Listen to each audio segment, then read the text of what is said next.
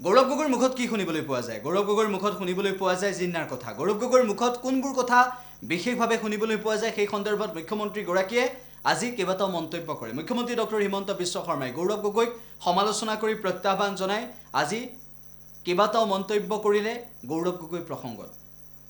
প্ৰথম কথাটো হ'ল তেওঁ এইটো কথা বুজাব খুজিছে যে মই এজন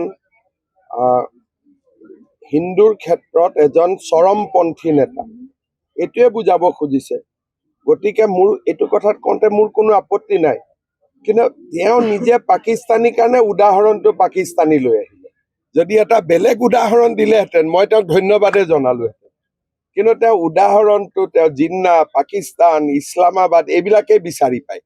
গতিকে তেওঁ অলপ, মই এইটোকে ক'ম, তেওঁ অলপ পাকিস্তানৰ পৰা দূৰত থাকিব লাগে, নহ'লে কেতিয়াবা তেওঁৰ দিগদাৰী হ'ব।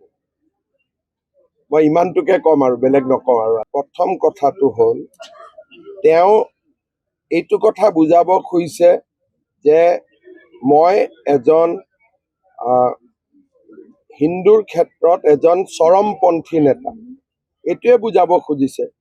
গতিকে মোৰ এইটো কথাত কওঁতে মোৰ কোনো আপত্তি নাই, কিন্তু তেওঁ নিজে পাকিস্তানীৰ কাৰণে উদাহৰণটো পাকিস্তানী লৈ আহিলে।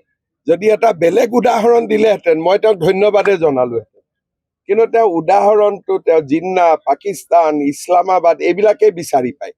গতিকে তেওঁ অলপ, মই এইটোকে ক'ম, তেওঁ অলপ পাকিস্তানৰ পৰা দূৰত থাকিব লাগে, নহ'লে কেতিয়াবা তেওঁৰ দিগদাৰী হ'ব।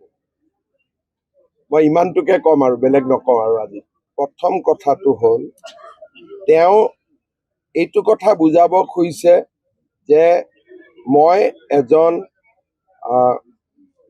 হিন্দুৰ ক্ষেত্ৰত এজন চৰমপন্থী নেতা, এইটোৱে বুজাব খুজিছে। গতিকে মোৰ এইটো কথাত কওঁতে মোৰ কোনো আপত্তি নাই, কিন্তু তেওঁ নিজে পাকিস্তানীৰ কাৰণে উদাহৰণটো পাকিস্তানী লৈ আহিলে। যদি এটা বেলেগ উদাহৰণ দিলেহেঁতেন মই তেওঁক ধন্যবাদে জনালোহেঁতেন, কিন্তু তেওঁ উদাহৰণটো তেওঁ জিন্না, পাকিস্তান, ইছলামাবাদ এইবিলাকেই বিচাৰি পায়। গতিকে তেওঁ অলপ, মই এইটোকে ক'ম, তেওঁ অলপ পাকিস্তানৰ পৰা দূৰত থাকিব লাগে, নহ'লে কেতিয়াবা তেওঁৰ দিগদাৰী হ'ব। মই ইমানটোকে ক'ম আৰু বেলেগ নকওঁ। আৰু আজি